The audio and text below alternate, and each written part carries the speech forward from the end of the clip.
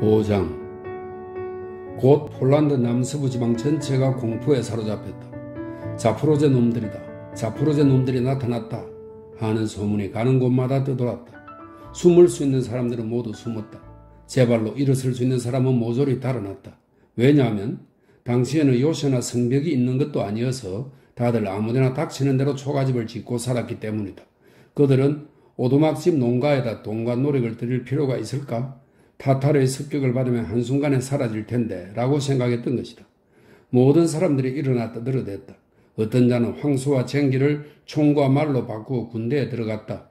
어떤 이는 가져갈 수 있는 물건을 모두 챙기고 가축을 몰아 어디론가 자취를 감추었다. 때로는 도중에 무기를 들고 저항해오는 부류도 있었다. 그러나 대다수가 일찌감치 멀리 도망가 버렸다. 겉으로 보기엔 물나는 것 같지만 유사시에는 큰 힘을 발휘하는 자포로제 군대, 그 사납고 호전적인 무리와 맞선다는 것이 얼마나 힘든지 누구나 잘 알고 있었기 때문이다. 말을 탄 사람들은 말이 피로해하거나 동요하는 일이 없도록 잘 조종했고, 보병 부대는 술을 마시는 일이 없이 질서정연하게 행군하였다. 전군은 밤이면 행군하고 낮에는 숲속이나 인가가 없는 장소 또는 들판을 골라 쉬었다. 어디에 무엇이 있으며 어떻게 되어 있는지 탐지하여 보고하도록 미리 첩자라 척후병을 사방으로 파견하였다. 그들은 가장 경비가 허술한 지점을 급습했다. 그럴 때마다 그곳 사람들은 모두 생명을 잃었다. 불이 마을을 삼켜버렸고 군대의 뒤를 따라가지 않는 가축과 말들은 그 자리에서 모조리 도살되었다. 그들은 출정에 있다기보다 오히려 주연을 즐기고 있는 듯이 보였다. 자포로제 카자크들이 야생의 시대처럼 도처에서 날뛰며 난폭하게 행동한 짓거리를 보면 지금도 머리칼이 곤두설 정도로 공포를 느낄 것이다. 맞아 죽은 어린애들, 도리낸 여자의 젖가슴, 요행이 살아나온 사람들의 무릎 아래를 벗겨낸 가죽이 보였다. 한마디로 말해 가자크들은 과거의 빚을 크게 대갚았던 것이다. 요컨대 크게 보복한 것이다. 한 수도원의 원장 주교는 그들이 접근하여 오는 것을 알고 2명의 수도사를 그들 진영으로 보내어 비난하였다. 자포로제 카자크들과 정부 사이에는 협정을 했기 때문에 그들이 이런 행동을 해서는 안 된다는 것이었다. 그러므로 그들은 국왕에 대한 의무를 위반하고 있으며 동시에 국민의 모든 권리를 침범하고 있는 것임을 전하였다. 나는 자포로제 모든 사람의 이름으로 원장 주교에게 말하노니 가서 전하여라. 자포로제 카자크 총대장이 말했다. 조금도 겁낼 필요 없다. 우리 카자크들이 지금 막 담뱃대에다 불을 붙여서 피우기 시작했을 뿐이다. 라고 전해라. 곧 파괴의 불꽃이 거대한 가톨릭 수도원을 휩쓸었다. 훨훨 타오르는 불길 속에서 장엄한 고딕식 창문들이 무시무시하게 보였다. 도시는 수도사와 유대인과 부녀자 같은 피난민들로 들끓었다. 모두들 수비대와 도시의용군이 어떻게든 도시를 구해줄 것이라는 희망만 품고 있었다. 그러나 정부에서 파견한 연대 단위로 편성된 구원부대는 때를 놓쳐 적과 마주치는 일이 없거나 혹은 질에 겁을 먹어 적을 만나자마자 말에 채찍질을 가하며 뒤돌아 달아나 버렸다. 과거에 여러 차례 전쟁에서 승리를 거둔 왕 직속의 많은 장군들이 힘을 합해 자포로제 군대와 결전을 치를 것을 결의한 것도 한두 번이 아니었다. 그런 경우 젊은 카자크들은 자신들의 솜씨를 누구보다도 많이 시험해 볼 수 있었다. 그들은 약탈에는 관심이 없었고 특히 힘없는 상대는 그들도 보지도 않았다. 고참병들 앞에서 자기들의 솜씨를 보여주려는 마음뿐이었다. 날새 말을 타고 어깨에 걸친 저고리의 소매를 바람에 훌훌 날리며 가슴을 펴고 달려드는 민첩하고 오만한 폴란드 귀족과 1대1로 승부해 보겠다는 희망에 불타고 있었다. 실전 경험은 만족스러웠다. 그들은 벌써 개인용으로 마구, 총, 검 등을 노획하고 있었다. 단 한 달 사이에 젊은 카자크들은 어른답게 되었다. 깃털이 송송한 새끼 새였던 그들이 어느새 변하여 사내 대장부가 되어버린 것이다. 지금까지 청년다웠던, 어떻게 보면 부드러운 듯이 보였던 얼굴이 갑자기 강하게 매섭게 변했다. 늙은 타르스 불바는 두 아들 모두 뛰어나다는 사실에 마음이 흡족했다. 오스타프는 태어날 때부터 전쟁에 필요한 어려운 지식과 전사로서의 길을 알았던 것 같았다. 어떠한 경우에도 경거망동하는 일 없이 침착해서 22살의 젊은이로 보기에는 어색할 정도였다. 매 순간 냉정하게 모든 위험과 사건의 전모를 알아차리고 이내 그 위험으로부터 벗어날 방법과 극복할 수 있는 방법까지도 찾아냈다. 이제 그의 행동에서는 연습이 아니라는 확신이 느껴졌으며 이러한 행동 속에서 장차 용장의 모습을 엿볼 수 있었다. 그의 몸은 활기차게 숨을 쉬고 있었다. 그의 무사기질은 이미 사자의 그것과도 같은 광범한 능력을 가지고 있었다. 오, 그래. 시간이 지나면 이놈은 훌륭한 대장이 될 거야.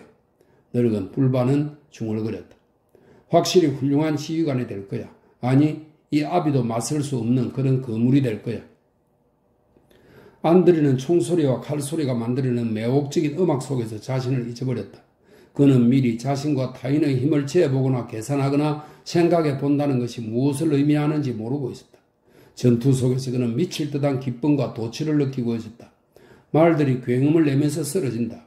그때 그는 총탄이 울고 긴 칼이 번쩍이는 사이를 달리면서 술 취한 사람처럼 닥치는 대로 칼로 후려친다.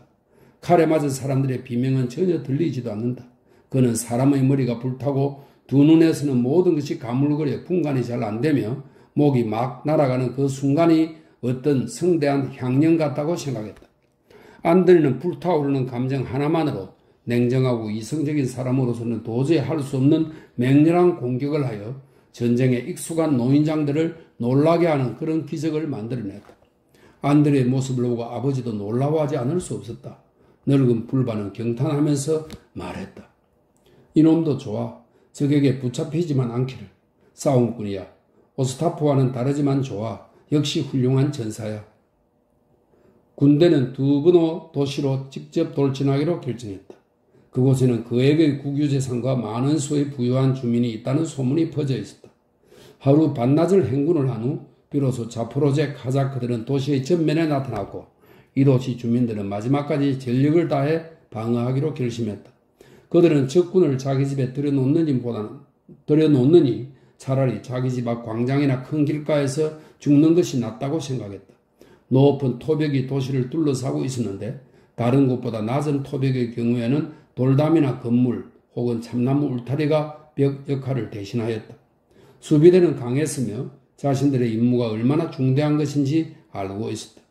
자포로제 군대는 그 토벽을 기어오르다가 맹렬한 사격을 받았다. 시내에 사는 소시민들과 다른 주민들이 합세하여 집단으로 토벽을 방어했다. 그들의 눈에서 결사적 저항의 빛을 엿볼 수 있었다. 부녀자들도 전투에 참가하기로 결심했다. 그래서 자포로제 군의 머리 위로 돌멩이, 통, 항아리, 끓는 물 등등이 날아왔다. 나중에는 눈을 뜨지 못하도록 모래 주머니까지 날아왔다. 자포로제군은 요새전을 좋아하지 않았다. 그들은 포이즌에 약했다. 마침내 총대장은 퇴각 명령을 내렸다. 여러분 괜찮소? 일단 퇴각합시다. 그러나 만일 우리가 놈들 중 한 놈이라도 성 밖으로 나오게 한다면 나는 그리스도 교인이 아니고 저주받은 타타르인일 것이요. 개같은 놈들 다 굶어 죽어라. 자포로제군은 퇴각하여 도시 주위를 완전히 포위했다. 그리고 할 일이 없어서 가까운 마을들을 약탈하기 시작했다. 주위의 마을들을 불사르고 거두어들이지 않은 곡식가리도 불태웠다.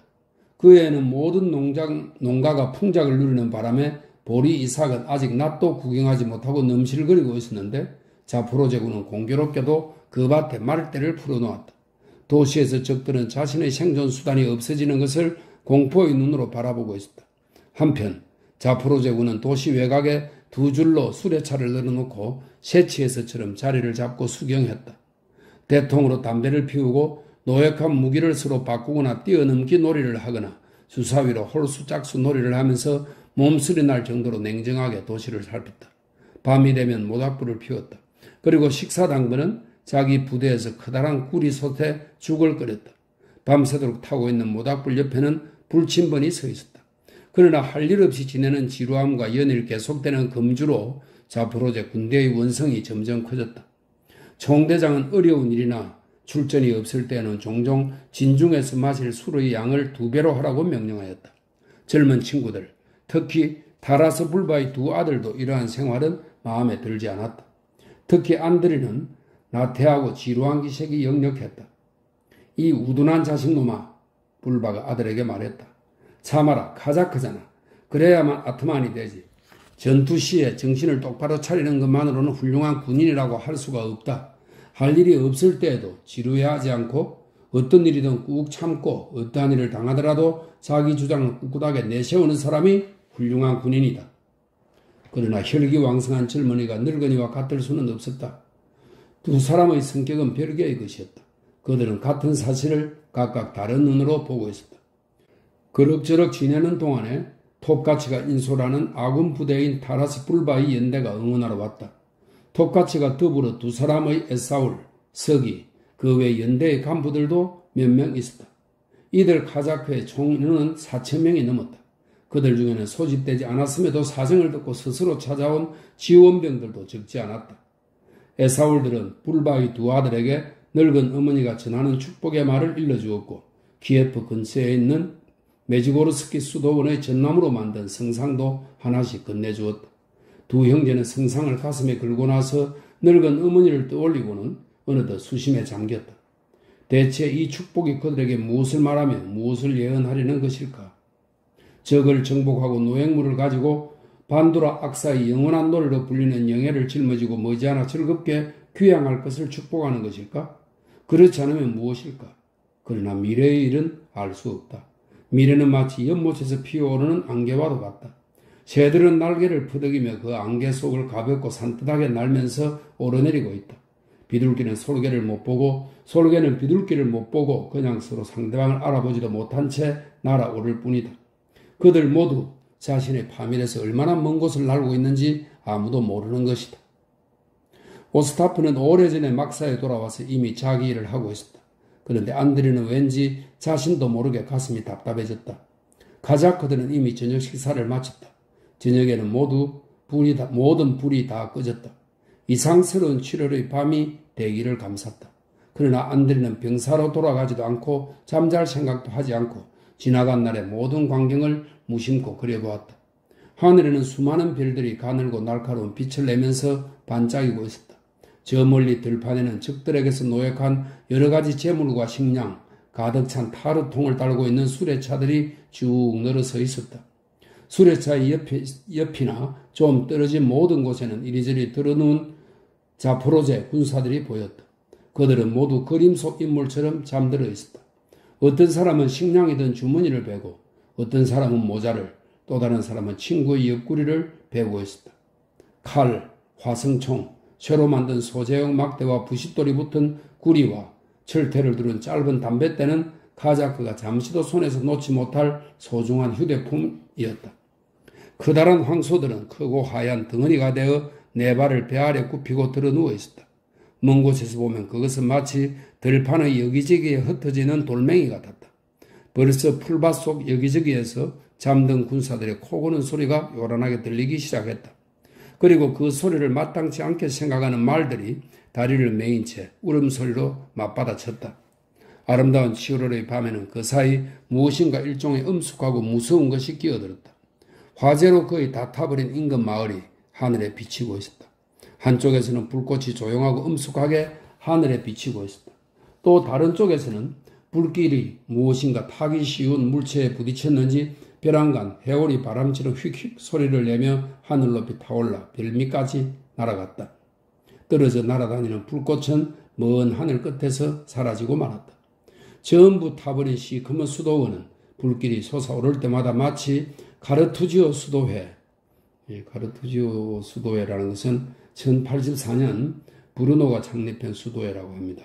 수도사들은 완전한 금욕 생활을 하며 세속사에 관여하지 않는다고 하네요. 수도자들은 청빈, 정결, 순종 외에 침묵의 서원을 한다고 합니다. 11세기와 12세기의 수도원 개혁운동에 중요한 역할을 한 그런 수도원이라고 하네요. 이 가르투지오 수도회의 수도사처럼 거대한 검은 몸집을 드러내면서 우뚝 솟아났다. 연기 속에 묻힌 나무들이 탁삭 소리를 내고 있는 것은 수도원의 정운이 타고 있는 것이었다. 터져나온 불길은 벼랑간 적자색 인광을 내며 잘 익은 살구를 비추고 여기저기 주렁주렁 달려있는 누런 배를 번쩍이는 금화같이 보여주었다. 더욱이 그곳에는 건물과 더불어 불에 타서 죽은 불쌍한 유대인과 수도사의 시체가 건물의 벽과 나무가지에 걸려 있었다. 하늘에는 새들이 검고 조그만 십자가 뭉치처럼 때를 지어 불꽃 위로 빙글빙글 돌고 있었다.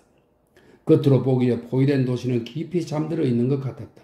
뾰족탑들, 지붕들, 통나무 울타리, 성벽 등 모든 것이 타오르는 불빛에 반사되어 저 먼 곳에서 소리 없이 빛을 내고 있었다.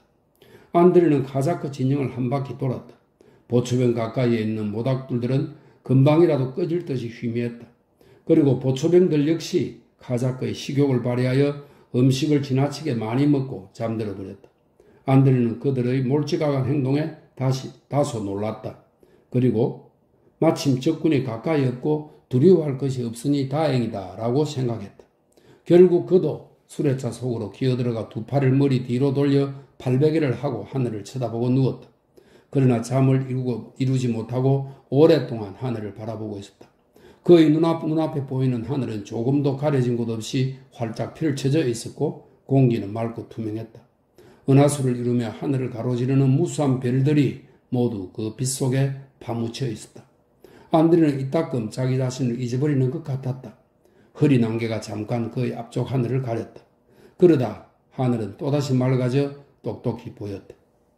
그때 그의 눈앞에 어떤 이상한 사람의 얼굴이 어선불에 스쳐 지나간 듯 했다.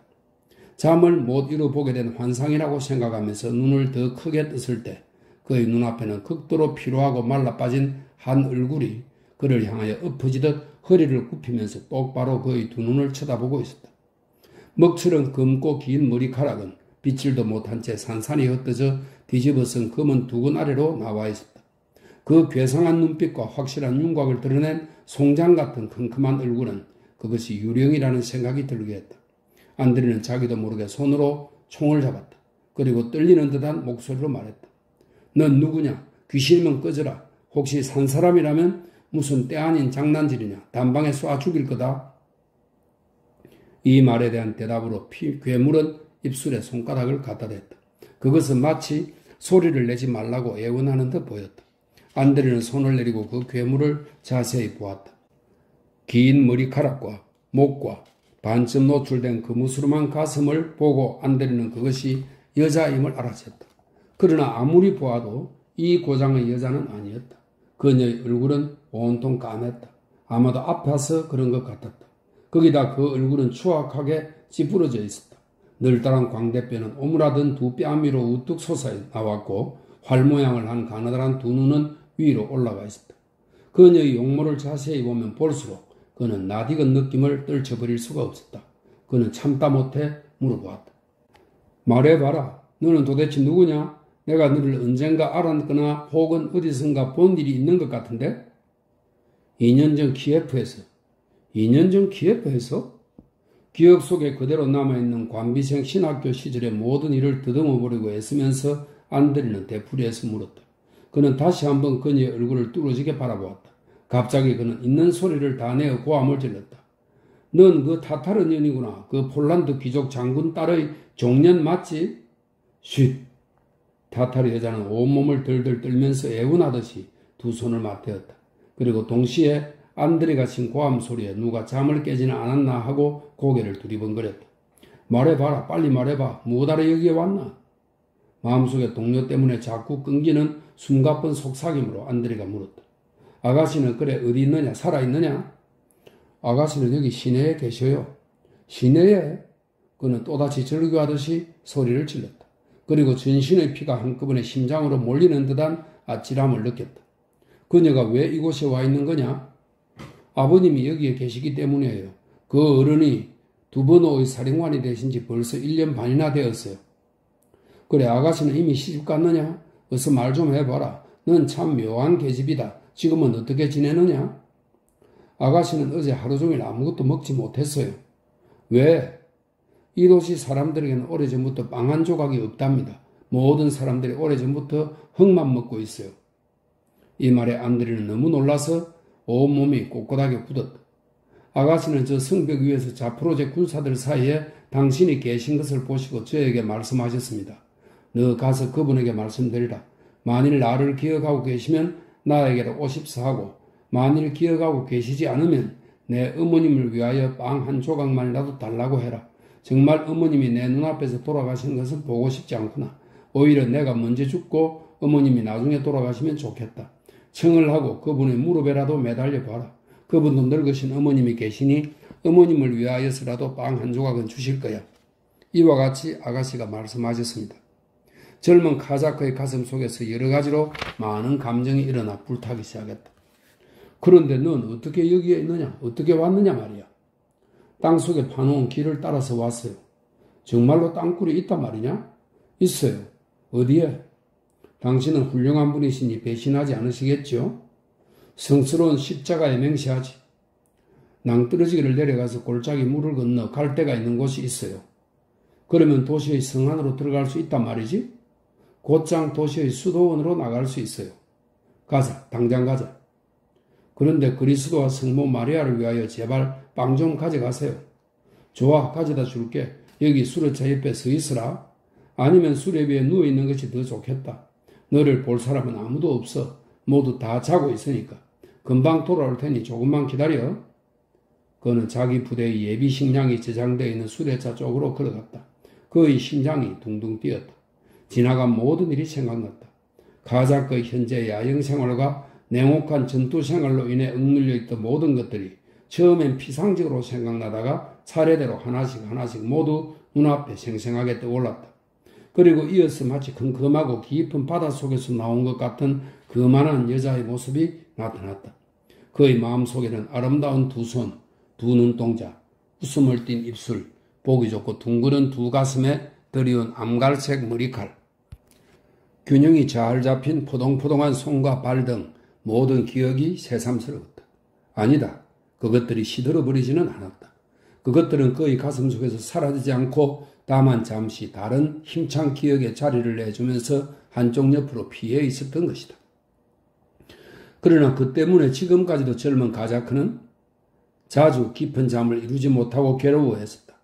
그는 잠이 깨면 다시는 잠들지 못하였고 그 원인이 어디 있는지 알아내지 못한 채 어리둥절하여 잠자리에 누워있곤 하였다. 그는 걸었다. 그녀와 다시 만날 것을 생각만 해도 심장의 고동은 점점 요동쳤고 젊고 건강한 두 무릎이 떨렸다. 수레차에 다가갔을 때 그는 무엇을 하러 왔는지를 까맣게 잊어버렸다. 그는 이마에 한 손을 대고 오랫동안 무엇을 해야 하는지 생각해 내려고 애썼다. 마침내 그의 몸이 떨렸다. 온몸이 공포로 가득 찼다. 그녀가 굶어서 죽어가고 있다는 생각이 문득 떠올랐기 때문이다. 그는 수레차에 뛰어올라 커다란 검은 빵 몇 덩어리를 움켜 안았다. 그 순간 그는 생각했다. 완강하고 입치레를 하지 않는 자포로제 사람들에게 알맞은 이 먹을 것들이 혹시 그녀의 연약한 몸에는 받아들여질 수 없는 거친 것이 아닐까. 그리고는 어제 총대장이 새끼는 충분히 쓸 수 있는 메밀가루를 단 한 끼분의 죽에 다 써버렸다고 식사 당번들을 꾸짖던 것을 떠올렸다.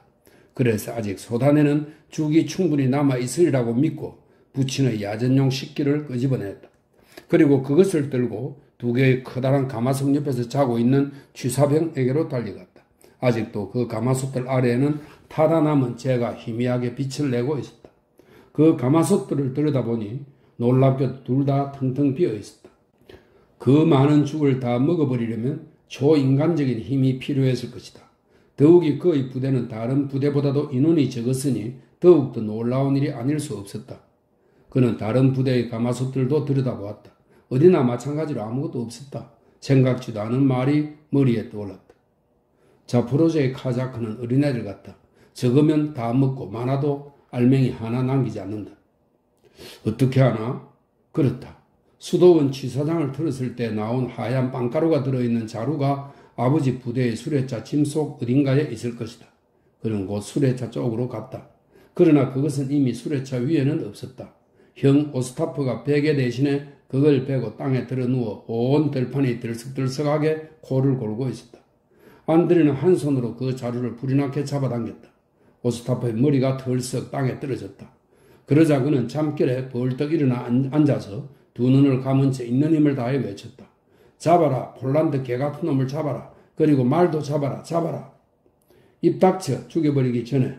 깜짝 놀란 안드리도 자루를 흔들면서 그에게 고함을 쳤다. 그러나 오스타프는 막을 필요도 없이 잠꼬대를 멈추고 얌전해졌다. 들어누운 그의 몸에 깔린 풀들이 콧김에 흔들릴 정도로 굉장히 큰 소리로 코를 골기 시작했다. 안드레는 오스타프의 잠꼬대가 카자크들 중에 누군가의 잠을 깨게 하지는 않았나 하고 겁이 나서 사방을 둘러보았다. 머리칼이 흐트러진 머리 하나가 움쭉 일어나 사방을 한번 휙 살펴보더니 다시 곧 땅 위에 수그러지고 말았다. 약 2분 동안 가만히 기다린 후에 그는 짐을 가지고 돌아왔다. 타타르 여자는 숨을 죽이고 누워 있었다. 자, 일어나 가자. 다들 잠자고 있으니 겁낼 것 없어. 내가 혼자서 다 못 가지고 가니 너도 이 빵 한 덩어리쯤은 들 수 있겠지? 이같이 말하고 그는 자루들을 등에 짊어졌다. 어떤 수레차 옆을 지나다가 수숫가루가 든 자루를 끄집어내려 또 한 자루를 등에 얹었고 타타르 여자에게 들리려고 했던 빵 덩어리까지 자신이 움켜 안았다. 무거워서 몸을 앞으로 구부리면서도 잠들어 있는 자프로체 카자크들 사이를 대담하게 걸어갔다. 안드리, 그가 옆을 지나가려고 했을 때 늙은 아버지 불바가 그를 불렀다. 그의 심장은 고동을 멈추었다.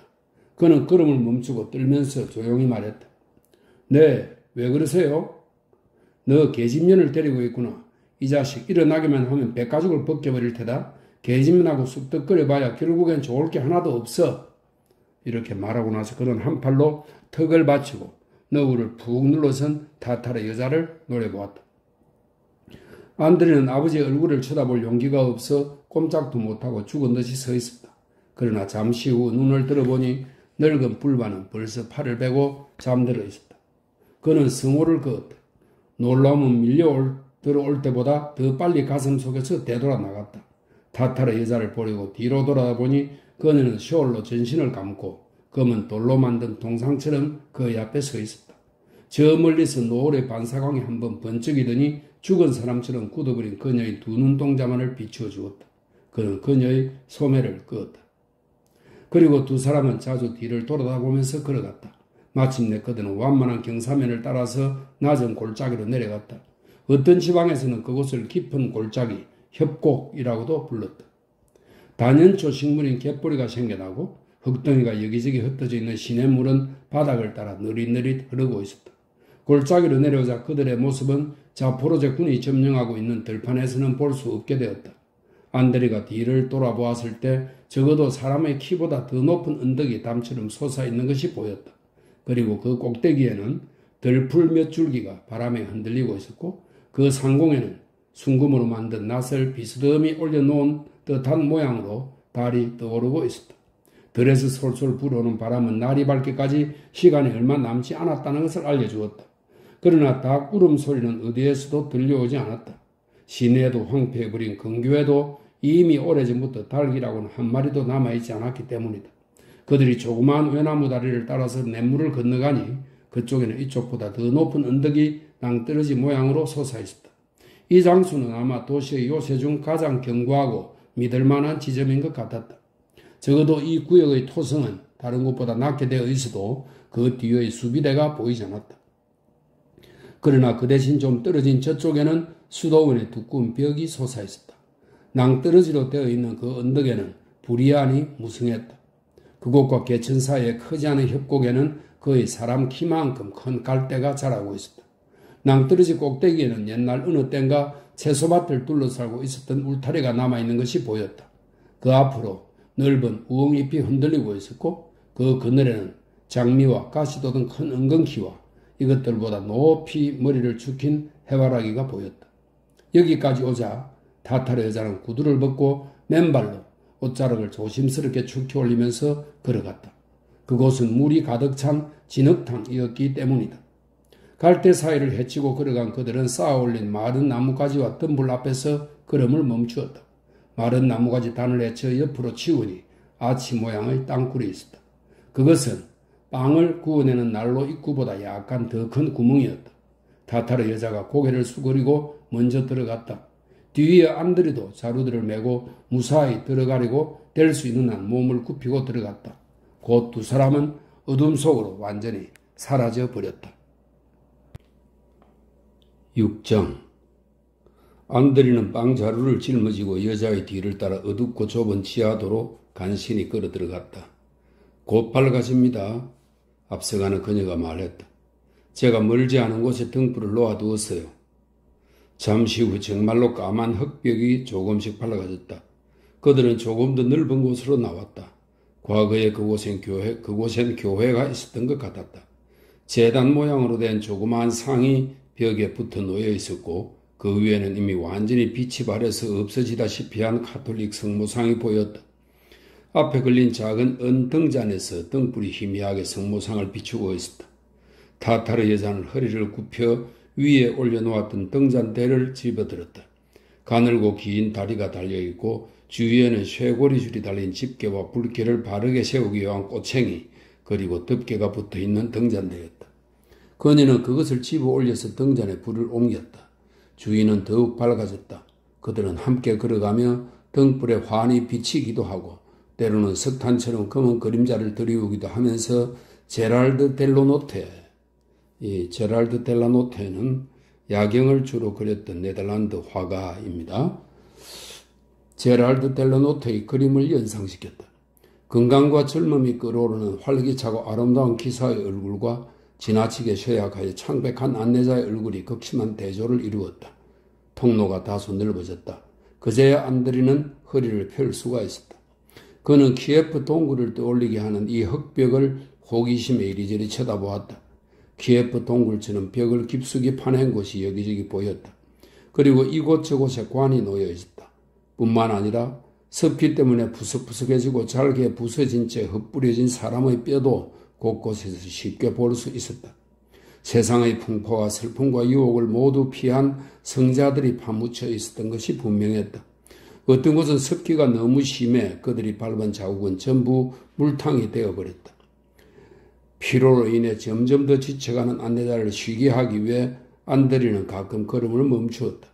그녀가 단숨에 삼켜버린 작은 빵 조각은 오랫동안 식사를 못한 그녀의 위장에 고통을 줄 뿐이어서 그녀는 움직이지도 못하고 한 곳에 한참 동안 웅크리고 서 있어야 했다. 마침내 그들 앞에 작은 철문이 나타났다. 아이고 하느님, 이제 다 왔어요. 타타르 여자는 나지막한 목소리로 말하고 나서 문을 두들기려 했으나 손을 들어 올릴 힘이 없었다. 그녀 대신에 안드리가 문을 힘차게 두들겼다. 문 뒤는 텅 빈 넓은 공간인 듯 소리가 울려 퍼졌다. 소리의 반향은 높은 원형 천장에 부딪혀 나오며 변하였다. 2분쯤 지나서 열쇠 소리가 들리더니 누군가 계단을 내려오는 것 같았다. 마침내 문이 열리고 열쇠와 촛불을 손에 든 수도사가 좁은 계단 위에 서서 그들을 맞았다. 그 누구보다 카자크들을 정오했기에 유대인을 대하는 것보다도 그들을 더 가혹하게 대했던 천주교 신부를 보고 안드리는 무심코 걸음을 멈추었다. 자포로제 카자크를 보자 그 신부 역시 두세 뒷걸음질을 하였다. 그러나 타타르 여자의 무엇인지 모를 한마디가 그를 안심시켰다. 그는 문을 닫고 두 사람에게 길을 비켜주며 계단을 따라서 그들을 위로 데리고 갔다. 그들은 수도원 식당의 높고 큼큼한 원형 천장 밑에 섰다. 높은 촛대와 촛불들이 켜져 있는 제단 옆에서 신부 한 사람이 무릎을 꿇고 조용히 기도를 드리고 있었다. 하얀 레이스가 달린 라일락빛 망토를 입은 두 명의 성가대원 역시 손에 향료를 들고 거의 좌우에서 무릎을 꿇고 있었다. 신부는 주님이 지상에 기적을 내려주시기를 기원했다. 도시가 구원받고 땅에 떨어진 사기가 진작되고 인내심을 주시기를 원했다. 지상의 온갖 불행에 대한 원망도 사라지고 소심하고 비겁한 울음소리를 내며 쉴 새 없이 중얼거리는 악마도 물러가기를 기원했다. 유령처럼 보이는 몇 명의 여자들은 너무 지쳐버린 나머지 걸상과 시커먼 나무 벤치에 머리를 기댄 채 무릎을 꿇고 있었다. 또 남자들 몇 사람은 원형 천장을 받치고 있는 둥근 기둥과 벽에 있는 기둥에 기댄 채 슬픔에 잠겨 무릎을 꿇고 있었다. 제단 아래에는 색 유리가 낀 창문이 장밋빛 아침 햇살에 물들어 청색, 황색 등 여러 가지 색깔의 빛을 마루 위에 내던져 어둡던 성당을 갑자기 밝게 만들었다. 그 때문에 제단도 구석구석까지 훤히 보였다. 향로의 연기는 공기 중에서 무지개빛 구름처럼 떠다녔다.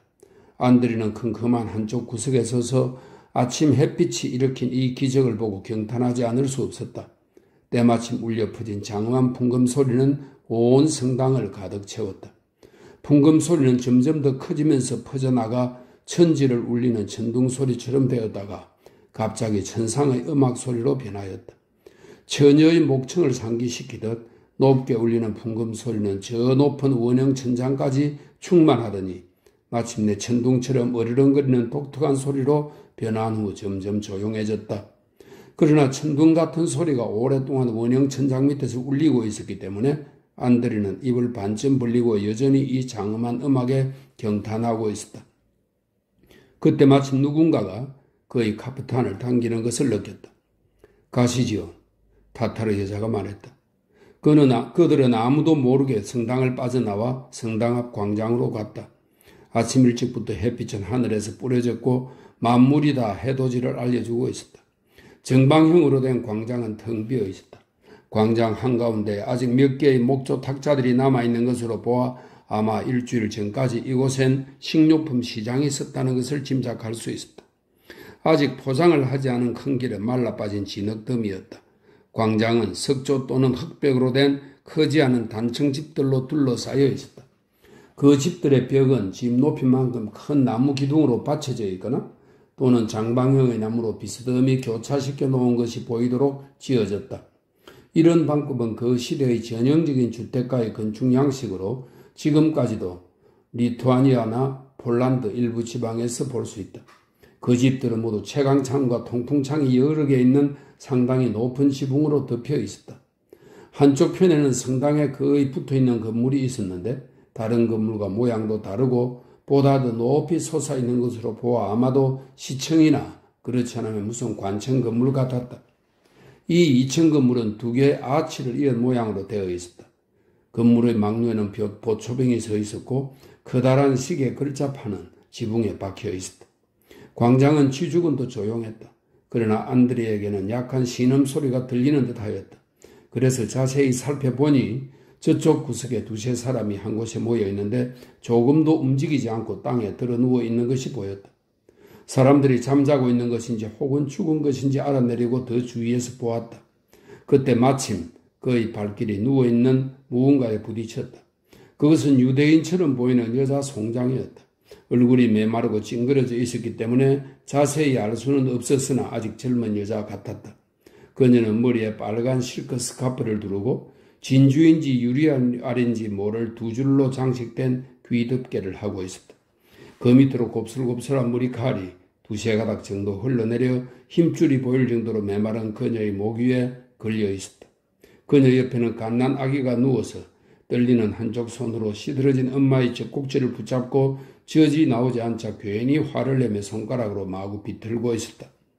아기는 꺼졌다 부풀었다 하는 배를 보니 아직 죽지는 않았으나 울음을 터뜨릴 기운도 없는 것으로 보아 이제 곧 숨을 거두리라 생각되었다. 그들은 큰 길로 접어들었다. 그때 갑자기 미친 듯한 사내가 길을 막았었다. 그 사내는 안드레가 귀중한 짐을 지고 있는 것을 보자 호랑이처럼 달려들어 꽉 붙잡고 소리를 질렀다. 빵이다. 그러나 그에겐 광포하게 굴 만큼의 힘이 없었다. 안드레가 떠밀자 땅 위에 나가 떨어졌다. 안드레가 동정심에 그 사내에게 빵 한 조각을 던져주니 그는 미친 개처럼 뛰어들어 빵을 물어 뜯으려고 하였다. 그러나 오랫동안 음식을 먹지 못했기 때문에 길가에서 무서운 경련을 일으키며 죽어버렸다. 안드레는 거의 한 발자국씩 걸음을 옮길 때마다 무서운 기아의 희생자들에 놀라지 않을 수 없었다. 많은 사람들이 매일 집안에 앉아서 배고픔을 참고만 있을 수 없어 혹시 먹을 것이 하늘에서 떨어지지는 않나 하고 일부러 큰 길로 나와 있는 것 같았다. 어느 집 대문 앞에는 노파 한 사람이 앉아 있었다. 그 노파가 잠들었는지 죽었는지 혹은 잠깐 정신을 잃은 것인지는 알 수 없었다.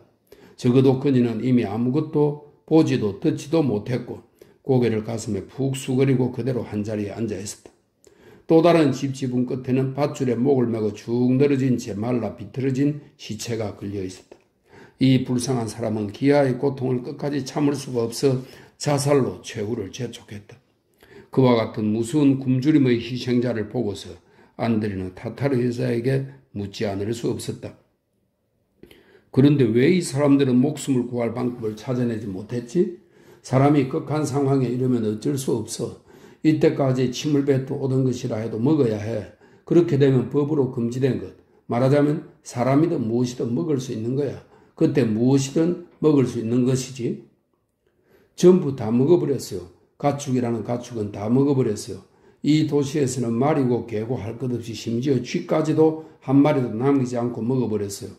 이곳 사람들은 식량을 저장해 본 일이 없어요. 모두 시골에서 그냥 가져오기만 하면 됐었죠. 그런데 그런 참혹한 죽음을 당하면서 왜 아직까지도 도시를 지키려고 생각하는 거지? 타타르 여자가 말했다. 그래요.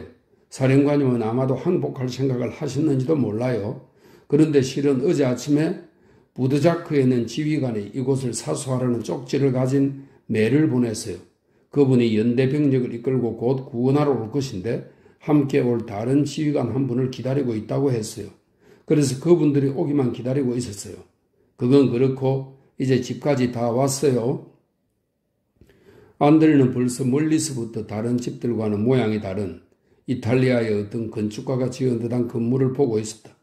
얇은 벽돌로 쌓아올린 아름다운 2층 집이었다. 아래층 창문들은 불쑥 튀어나온 화강암으로 만든 지붕 아래를 장식했고 위층은 전부 회랑을 형성하는 아치로 되어 있었다. 아치 사이로는 문장 무늬가 들어간 격자창이 보였다. 집 내 귀퉁이에도 역시 문장이 있었다. 채색된 벽돌로 쌓은 넓은 현관 앞 층계는 광장 쪽으로 바로 뻗어 있었다. 층계 아래에는 양쪽에 한 사람씩 보초병이 앉아 있었다. 그들은 그림처럼 한 손으로는 도끼 모양의 창을 단정하게 잡고 다른 한 손으로는 기울어진 머리를 받쳤다. 그렇게 함으로써 그들은 산 사람이라기보다는 오히려 조각상을 더 닮은 듯이 보였다. 그들은 잠자고 있는 것도 아니요 졸르고 있는 것도 아니었다. 모든 감각이 없어져 사람이 층계로 올라오는 것에도 주의를 돌리려고 하지 않았다. 층계를 다 오르자 옷을 잘 차려입고 머리에서 발끝까지 완전 무장한 군인이 성경책을 손에 들고 있는 것이 보였다. 그는 이 두 사람 쪽으로 피곤한 두 눈동자를 돌리려고 하다가 타타르 여자가 무엇이라고 한마디 하자 다시 펼쳐놓은 성경으로 시선을 떨어뜨렸다. 그들은 응접실이나 단순히 대합실로 쓸 것 같은 꽤 넓은 첫 번째 방으로 들어갔다. 그 방에는 벽 쪽에 다양한 모습으로 앉아있는 군사들, 하인들, 서기들, 술 따르는 사람들로 가득했다. 그 외에도 군인이자 영지의 주인으로서 그리고 군 지휘관으로서 폴란드 귀족의 높은 지위를 보여주기 위해 반드시 필요한 일꾼들도 있었다. 지금 막 꺼진 양초의 탄내가 났다. 벌써 아침 햇빛이 커다란 격자 모양의 창문으로 들어와 방을 비추고 있는데도 방 한가운데에 있는 거의 사람 키만큼이나 큰 촛대 위에서는 촛불 2개가 타고 있었다. 안드레는 꽃 문장과 여러 가지 장식으로 꾸며진 큰 참나무 문 쪽으로 가려고 했다. 그러나 타타르 여자가 그의 소매 끝을 끌어 옆쪽 벽에 있는 작은 문을 가리켰다. 그 문을 통해서 복도로 나가 또 다른 방으로 들어갔다. 그곳에서 그는 방을 자세히 살펴보기 시작했다. 덧문 틈으로 새어들어온 광선이 새빨간 휘장, 황금색 문턱 위의 장식, 벽에 걸린 그림들의 이곳저곳을 비추었다. 여기서 타타르 여자는 안드레에게 걸음을 멈추라고 손짓을 한 다음 옆방으로 통하는 문을 열었다. 그 방에서 등불빛이 흘러나왔다. 그는 속삭이는 소리와 조용한 말소리를 들으며 모든 것을 다 잊어버렸다. 그는 열려있는 문을 통하여 한 손으로 길고 아름다운 머리채를 추어 올리고 있는 날씬한 여자의 모습이 살짝 비치는 것을 보았다. 타타르 여자가 돌아와서 들어오라고 말했다. 그는 어떻게 들어와서 어떻게 뒷문을 닫았는지 몰랐다. 그 방에는 2개의 촛불이 켜져 있고 성상 앞에는 등불이 타고 있었다. 그 밑에는 가톨릭의 관습에 따라 기도할 때 무릎을 꿇기 위한 제단이 있는 큰 탁자가 놓여 있었다. 그러나 그의 두 눈이 찾고 있는 것은 이런 것이 아니었다. 그는 다른 쪽으로 몸을 돌려 빠르게 움직이다가 갑자기 굳어져 화석이 된 듯한 여자를 보았다. 그녀의 온몸은 그에게로 달려오다가 갑자기 멈춘 것 같았다. 그 역시 너무 놀라서 그저 그녀 앞에 서 있을 뿐이었다. 그는 그녀의 이런 모습을 보리라고는 상상도 못했다. 지금의 그녀는 그가 전에 알고 있었던 여자가 아니었다. 지금의 그녀는 이전의 그녀와는 비슷한 데가 하나도 없었다. 그러나 전보다도 2배, 3배나 더 아름답고 거룩하게 보였다. 그때 그녀에게는 어딘가 좀 미숙한 점이 있었다. 그러나 지금은 화가가 마지막 한 번의 분놀림으로 완성시킨 작품과도 같았다. 전에는 다만 매력있는 경박한 소녀에 지나지 않았었다. 그러나 지금은 모든 아름다움이 극치에 이른 여인이요 미인이었다. 쳐다보는 두 눈에는 단편적인 것이 아니고 암시적인 것도 아닌 완전히 성숙한 감정이 모두 나타나 있었다. 그 두 눈에서는 아직 마르지 않은 눈물이 영혼에 젖은 채 흘러나와 빛나는 윤기를 보여주었고 가슴, 목, 양 어깨는 활짝 핀 꽃에서만 볼 수 있는 아름다운 선을 지녔다. 전에는 얼굴로 살짝 흘러내렸던 매끄러운 곱슬머리가 이젠 탐스럽게 따내려져 있었다. 위쪽은 따내렸고 아래쪽은 곱슬곱슬한 머리칼이 길게 흘러내려 가슴을 덮고 있었다. 그녀의 모습은 최후의 하나까지 다 변해버린 것 같았다. 그는 기억에 남아있는 그녀의 모습을 하나라도 찾아내려고 애썼으나 부질없는 일인 듯 도저히 찾을 수가 없었다. 그녀의 얼굴은 너무나 창백했다. 그러나 그것이 그녀의 아름다움을 흐리게 하지 못하였을 뿐만 아니라 오히려 그와는 반대로 물리칠 수 없는 승리를 자랑하는 듯한 힘찬 무엇인가를 덧붙여 준 것 같았다. 그래서 안드레는 마음속에 일종의 경건한 공포심을 느낀 채 미동도 없이 그녀 앞에 서 있었다. 그녀 역시 온갖 아름다움과 힘을 지니고 있는 이 카자크 청년의 모습에 경탄하고 있는 듯 하였다. 그 청년은 꼼짝하지 않고도 그의 수족으로 이미 모든 동작의 거침없는 자유로움을 보여주고 있는 듯 했다. 두 눈은 맑고 강하게 빛났고 벨벳 같은 두 눈썹은 대담하게 반달을 그려내고 있었다. 햇빛에 그을린 양볼은 청춘의 불길로 찬란하게 타올랐고 솜털 같은 시커먼 코밑 수염은 비단결같이 반짝였다. 당신은 관대한 기사세요. 저는 당신의 은혜를 무엇으로 갚아야 할지 모르겠어요. 그녀가 말했다. 은방울을 굴리는 듯한 그녀의 목소리가 떨렸다. 하나님만이 당신에게 보답할 수 있어요. 약한 여자인 저로서는 도저히. 그녀는 시선을 떨어뜨렸다. 화살같이 긴 속눈썹이 아름다운 반달을 그리면서 눈을 내리덮었다. 그녀의 거룩하고 아름다운 얼굴은 약간 수그러들었지만 연한 분홍색으로 물들었다.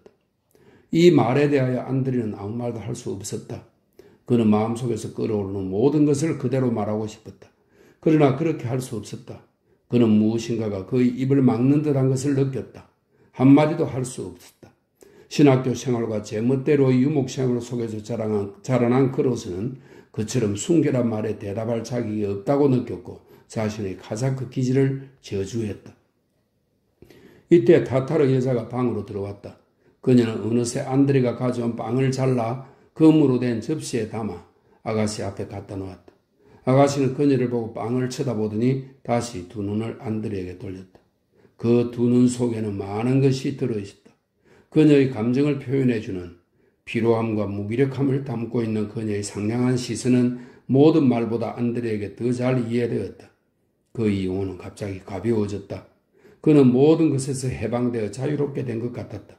지금까지 누군가가 무거운 재갈을 물려 제어하는 것 같았던 그의 감정과 영혼의 움직임이 이제는 자유롭게 해방됨을 느꼈고 그것은 주체할 수 없는 말들로 쏟아져 나오려 했다. 이때 갑자기 미녀 아가씨가 타타르 여자를 돌아보면서 걱정스럽게 물었다. 어머님께는 갖다 드렸니? 주무세요. 아버님께는 갖다 드렸어요. 이리로 오셔서 직접 인사를 드리시겠다고 하셨어요. 그녀는 빵을 집어서 입으로 가져갔다. 안드레는 그녀가 빛나는 손가락으로 빵을 뜯어서 먹고 있는 것을 말할 수 없는 기쁨으로 보고 있었다. 이때 갑자기 굶주림에 발광하던 사내가 빵 한 조각을 삼키고 그 자리에서 숨이 넘어가 버린 것이 생각났다. 그는 창백해지더니 그녀의 손을 잡고 소리를 질렀다. 됐어요. 더 들지 마세요. 오랫동안 먹지 않았으니 많은 빵은 지금 몸에 해로워요. 바로 그때 그녀는 들었던 손을 내려 빵을 도로 접시에 내려놓고 순한 어린애처럼 그의 눈을 들여다보았다. 누구든지 좋으니 이것을 말로 표현해 보시라. 그러나 어떠한 조각가의 끌도 화가의 붓도 힘찬 시인의 말도 이 순간 처녀의 눈에 떠오르는 것이나 그러한 처녀의 눈을 응시하고 있는 남자의 감동적인 감정을 절대로 표현할 수 없을 것이다. 나의 여왕이시여, 진실한 감정으로 가득 찬 안드레가 외쳤다. 무엇이 필요하신가요? 무엇을 원하시나요? 제게 명령만 하세요. 세상에서 제일 참기 어려운 힘든 일을 시키세요. 당장 그것을 실행하겠습니다. 아무도 할 수 없는 그런 일을 하라고 말씀하세요. 난 꼭 할 것이고 목숨을 바치겠습니다.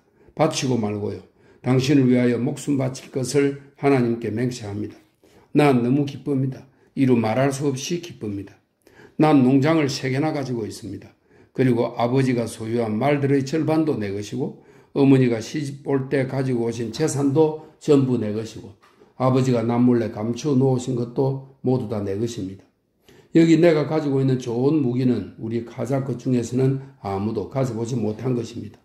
이 칼자루 하나만으로도 좋은 말들과 3,000마리의 양을 얻을 수 있습니다. 그러나 당신이 한마디만 말해 주신다면, 아니 그 가늘고 검은 눈썹을 조금만 움직여 주신다면 아무것도 필요 없습니다. 네, 던지겠습니다. 불살라버리고 짓밟아버리겠습니다. 아, 그러나 알았습니다. 내가 아마도 못난 소리를 하고 있는 것이겠지요? 여기서 이런 말을 하는 것이 아니겠지요. 왕이나 공후, 그리고 신분이 높고 훌륭한 고관 귀족들 사이에서나 있을 법한 그런 말을 신학교와 자포로제에서 살아온 제가 해서는 안 되겠지요. 당신은 우리하고 전혀 다른 하나님의 창조물인 것을 알고 있습니다. 다른 귀부인이나 아가씨들은 당신과는 비교가 되지 않습니다. 우리들은 당신의 노예가 될 자격조차 없습니다. 하늘의 천사들만이 당신에게 봉사할 수 있습니다. 젊은 아가씨는 힘찬 젊은 영혼이 거울에 비치듯이 숨김없이 쏟아지는 진실한 이 말들을 한마디도 놓치지 않으려고 온몸이 귀가 되어 들으면서도 점점 더 놀라고 있었다. 마음속에서 우러나오는 솔직한 말 한마디 한마디가 커다란 매력을 띠고 있었다. 그녀는 아름다운 얼굴을 앞으로 쑥 내민 채 귀찮은 듯 머리칼을 뒤로 쓰다듬어 넘기고 입을 벌린 채 오랫동안 그대로 그를 바라보고 있었다. 마침내 그녀는 무엇인가 말하려고 하다가 급히 그만두었다. 이 기사에게는 다른 중대한 임무가 있는 것을 상기한 것이다. 그의 아버지, 그의 형제, 그의 배후에는 그의 고향이 무슨 복수자로 서 있다는 것.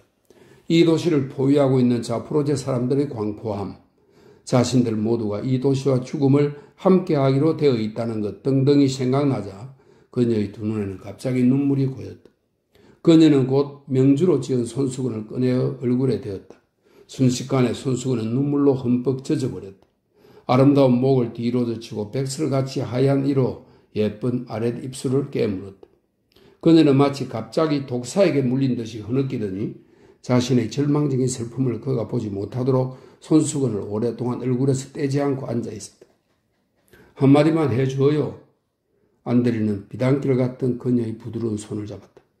이 접촉으로 반짝 빛나는 불꽃이 그의 혈관을 관통했다. 그는 자기 손에 무심히 잡혀있는 그녀의 힘없는 손을 꽉 잡았다. 그러나 그녀는 얼굴에서 손수건을 떼지 않고 언제까지나 움직일 줄 몰랐다. 왜 그렇게 슬퍼하세요? 왜 그렇게 슬퍼하는지 말씀해 주세요. 그녀는 얼굴에서 손수건을 거두고 눈꺼풀을 덮고 있던 긴 머리카락을 쓰다듬어 올리고는 낮고 조용한 목소리로 말하면서 슬픈 이야기를 모두 꺼냈다. 그것은 마치 아름다운 저녁 물가에 무성한 갈대의 숲을 갑자기 스치고 지나가는 바람과도 같았다. 가냘픈 그녀의 목소리가 울리자 걸음을 멈춘 여행객이 바라보는 저 물역의 경치도, 밭일과 추수를 하고 돌아오는 농꾼들의 멀어져가는 즐거운 노래소리도, 또 저 멀리 어디선가 지나가는 짐수레의 덜컹거리는 소리도 귀에 들어오지 않고 알 수 없는 애수로 가득한 가냘픈 소리만 넓게 퍼지면서 들리는 것이었다. 나는 영원히 동정받을 자격도 없는 것일까? 이 세상에 나를 낳아주신 어머니가 불행해지는 것은 아닐까? 쓰라린 운명이 내게 닥친 것이 아닐까? 가혹한 내 운명이여, 넌 나의 잔인한 사형 집행자가 아닌가? 운명은 모든 사람들을 내 발치로 인도했다. 모든 폴란드 귀족 중에서 가장 뛰어난 사람들, 가장 부유한 지주들도 데려왔고 백작도 있었고 외국 남작도 있었다. 기사도의 꽃이었던 사람들도 많이 있었다. 그들은 자유롭게 제멋대로 나를 사랑하였다. 그리고 그들은 내 사랑을 최고의 행복으로 생각했을 것이다. 나는 다만 손짓만 하면 됐었다. 그러면 용무나 가문이 더 말할 것 없이 훌륭한 사람이 내 남편이 되는 것이었다. 아, 가혹한 나의 운명이여. 넌 그들 중 아무에게도 내 마음을 움직이게 하지 않았다. 너는 우리나라의 뛰어난 용사들을 배반하고서 타국 사람들에게, 아니 우리들의 원수에게 내 마음을 불타오르게 하였다. 아, 성스러운 성문이 무엇 때문에 무슨 죄를 졌기에 무슨 중죄를 지었기에 이렇게도 가혹하게 나를 쫓으십니까?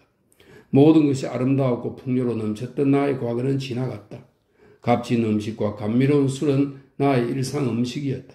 그러면 그 모든 것은 무엇 때문에 있었던가? 무슨 목적으로 주어졌던가? 최후에는 이 나라의 그린도 맞이하지 않을 비참하고 무서운 죽음을 내게 떠넘기려 했던 것일까? 그렇기 때문에 이와 같은 무서운 운명에 놓인 게 아닌가? 더욱이 죽기 전에 20번, 30번이라도 내 생명을 다해 구해드리고 싶은 아버지와 어머니가 견딜 수 없는 고통 속에서 돌아가신 걸 보고 그대로 보고 있어야 하는 게 아닌가.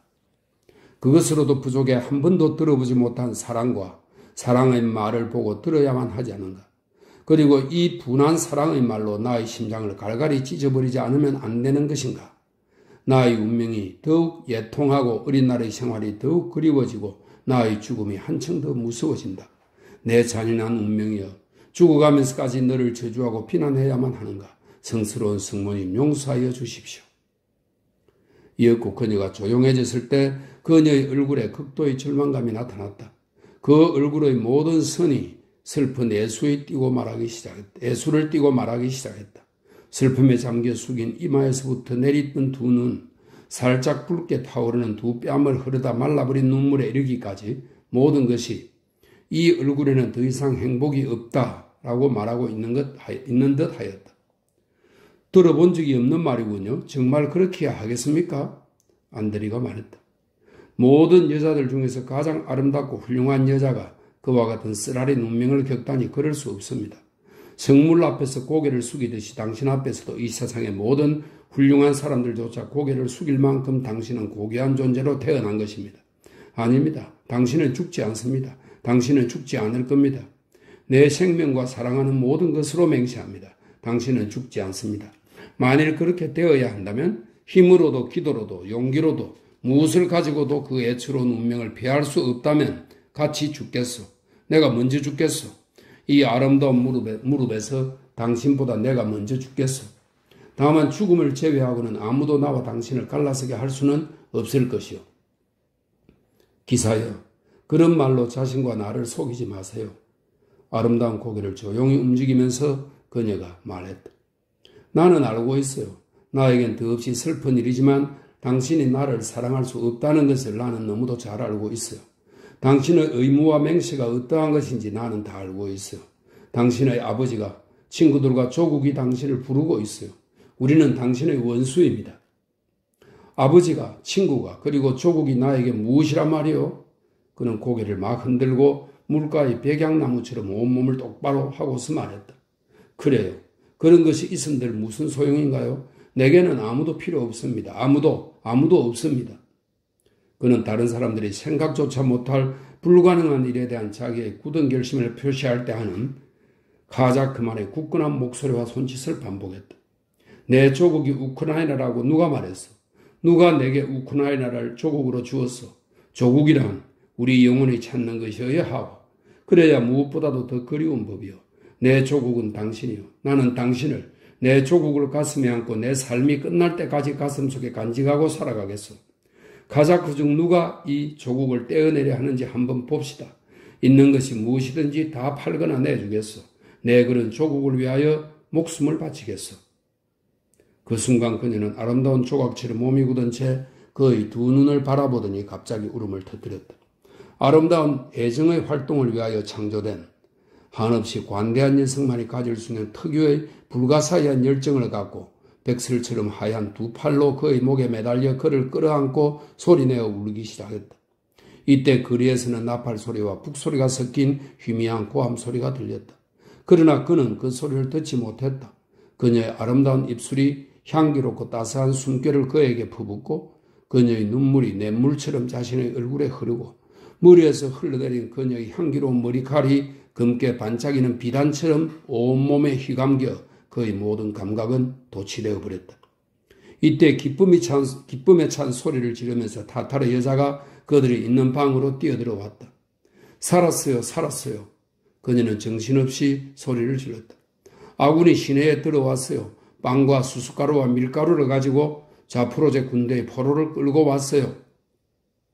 그러나 어떤 아군이 시내에 들어왔는지, 어떤 물건을 가지고 왔는지, 그리고 어떤 자포로제 군대의 포로를 잡아왔는지 두 사람 다 듣고 있지 않았다. 이 세상에서 맛볼 수 없는 온갖 감정에 사로잡힌 안드리는 자기 뺨에 기대고 있는 향기로운 입술에 키스하였다. 향기를 풍기고 있는 입술도 가만히 있지는 않았다. 이렇게 서로 하나가 된 키스는 일생 동안 단 한 번밖에 허락되지 않는 것처럼 둘 다 똑같은 열정으로 응했다. 그 카자크는 그렇게 죽어버릴 것이다. 모든 카자크의 기사도를 위하여 죽어버릴 것이다.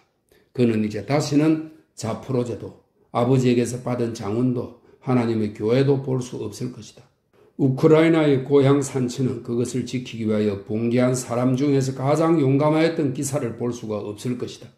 늙은 타라스는 자기 머리에서 백발이 된 머리칼을 한 줌 잡아 뜯을 것이다. 그리고 이러한 부끄러운 아들을 낳았던 그날 그 시각을 저주할 것이다.